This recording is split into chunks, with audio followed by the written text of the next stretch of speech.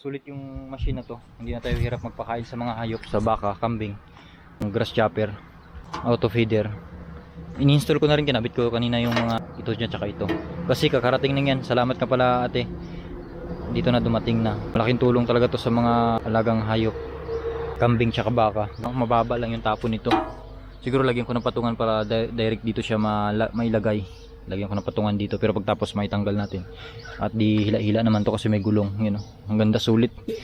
Since before hindi pa ako nakatry nito, pero ang kagandahan nito kasi yung manual niya English Tagalog, hindi naman mahirap intindihin, madali lang naman i-operate.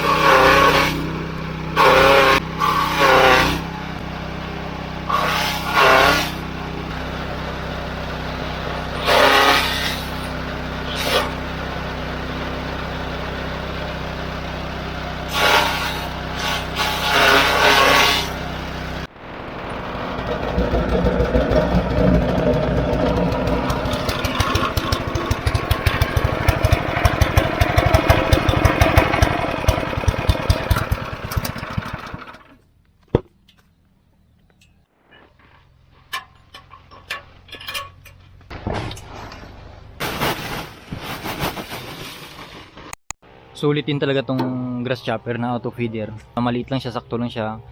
At may gulong naman kahit saan natin pwedeng pwesto. Smooth lang din siya. Madali naman i-operate, tsaka may manual naman siyang kasama. Tapos isa rin sa kagandahan dito, yun nga, kapag ka nagpakain tayo ng mga baka. Kasi nga, kung napier lang yung ilagay ko dyan, yung may mga pagkakataon na ito yung hindi na nakakain, yan o, sayang. Ginamitan natin ng chopper nito, grass chopper. At lahat yun kakainin ng baka, yun yung kagandahan, walang sayang. Katulad nito, ayan. Kahit ilapag lang natin ito, ubos talaga nila yan, yung gustong gusto nila. Ayan.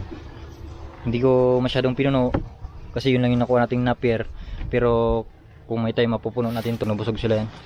Ito lang naman yung pang-alalay lang to sa iba para makarecover, lalo na pa summer nga tuyo yung mga damo sa loob, pero may pang-alalay tayo na ganito, kailangan siyang i-operate, tsaka napaka useful talaga.